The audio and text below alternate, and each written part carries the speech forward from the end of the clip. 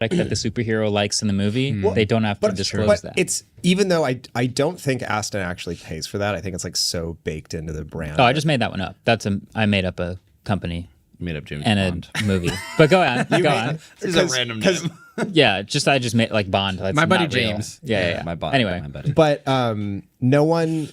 Oh, wow, that was so funny. I totally lost my train of thought. Do you want to hear Gemini's answer for why this is the do. case? Okay, so apparently, people are supposed to have an understanding that things in movies are fictional, And so when and paid for. and paid for. So Yeah. it's saying like that when a character in a movie is like using a product, it's like that character is not that person.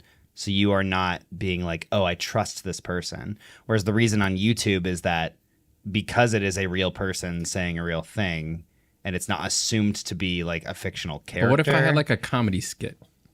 Yeah, I mean, it gets dicey. and also, how come Apple's allowed to sue if the bad guy uses an iPhone if it's implicitly fictional? I don't know if they can actually do that. However, I do have a thing I wanted to mention about that specifically because my friend Caleb he's a VFX supervisor on movies, so he like goes and he like helps them frame the shots so it's easier to do the supervision stuff. Nice. And he says that specifically they do worry about Apple getting mad at them, so they always make sure to like they have to like perfectly mask the UI and like make sure that it's a little different. The if they logos, especially. Yeah. Whereas with Android phones, they don't worry about it at all. And I asked why. I was like, is that a legal thing? And he's like, I don't think so, but we just are more careful with it because Apple's more scary. It has to be a legal thing. Like, what else could they be scared of? You're a movie producer. You have no relationship with Apple. You show Apple in a movie and Apple gets mad at you. That just is code for a lawsuit, I think. I don't know. I think Apple is such a big company that's involved in so many different industries.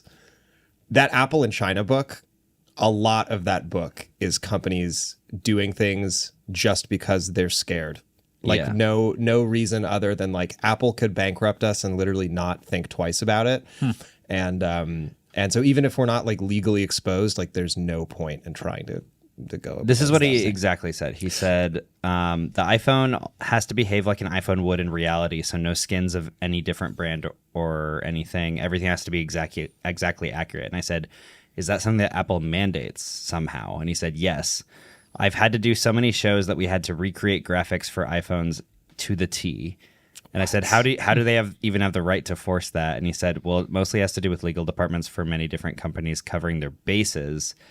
I've never had to stick to stock Android for any phone because they just don't care. Sounds right. It sounds like Apple cares and no one else cares. That sounds like what it is. I bet you Google could sue if they wanted to, but they're just like, why? You misrepresented the Pixel. Meanwhile, they're just like, they use the Pixel. They use the Pixel. There it is. That's funny. Yeah, that's probably all fair. Yeah. Well, now we know how the brands got into the F1 movie. Crazy. I mentioned before the show, I think I'm going to see this movie. Yeah. I'll probably Crazy. watch it on a plane or something. Now everyone knows what Expensify is.